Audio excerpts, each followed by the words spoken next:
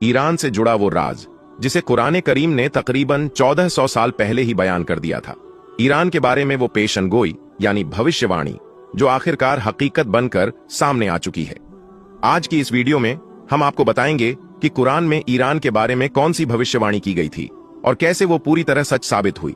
दोस्तों, क्या आप जानते हैं कि कुरान करीम फुरकान हमीद में 1400 साल पहले एक ऐसा इल्मी राज बताया गया था जिसने इतिहास की किताबों को हिलाकर रख दिया।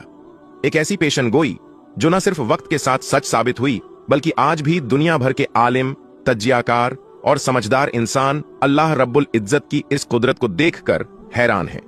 ये भविष्यवाणी अल्लाह की कुदरत और उसकी किताब के सच होने का जिंदा सबूत पेश करती है। लेकिन दोस्तों, आखिर वो भविष्यवाणी क्या थी और वो कैसे पूरी हुई, यही हम आपको आज की इस वीडियो में बताएंगे। तो आपसे गुजारिश है कि इस वीडियो को आखिर तक जरूर देखें ताकि आपको भी मालूम हो सके कि अल्लाह का कलाम किस तरह हर दौर में सच साबित होता है। दोस्तों, जब हम इतिहास का यानी पुरानी दुनिया की तस्वीर का जायजा लेते हैं तो दो बड़ी बड़ी सल्तनतें हमारे सामने नजर आती है। पहला रोमी सल्तनत जिसे रोमन एम्पायर भी कहा जाता है और दूसरा फारस सल्तनत यानी मौजूदा दौर का ईरान। पश्चिम में रोमन एम्पायर की शानो शौकत का डंका बजा करता था। एक ऐसी ताकतवर बादशाहत, एक ऐसी ताकतवर सल्तनत जिसने अपनी दौरे हुकूमत में दक्षिणी यूरोप के अलावा उत्तरी अफ्रीका और अनातोलिया के इलाकों तक था। इन सबको वो फतह कर लिया था। पश्चिम में रोमन एम्पायर की शानो शौकत का डंका बजा करता था। दोस्तों, रोमन एम्पायर अपनी कंस्ट्रक्शन, अपनी फौजी ताकत और दीगर चीजों की वजह से दुनिया भर में मशहूर थे।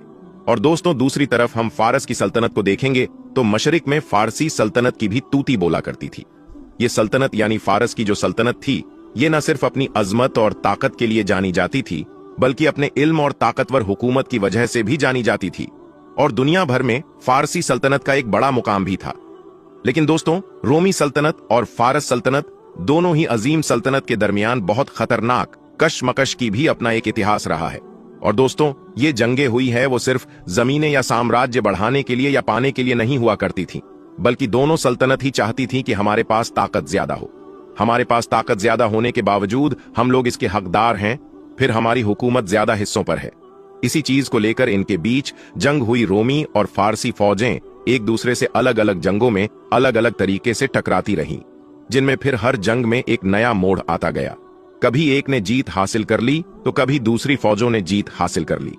इनकी लड़ाई की शिद्दत को आप इस बात से समझ सकते हैं कि ये एक ऐसी जंग थी जिसका असर सिर्फ मैदाने जंग तक ही सीमित नहीं था, बल्कि इनकी जो जंग हुआ करती थी वो दोनों ही सल्तनतों के जो आम लोग थे, आम आवाम थी, उन पर भी बहुत गहरा असर डालती थी।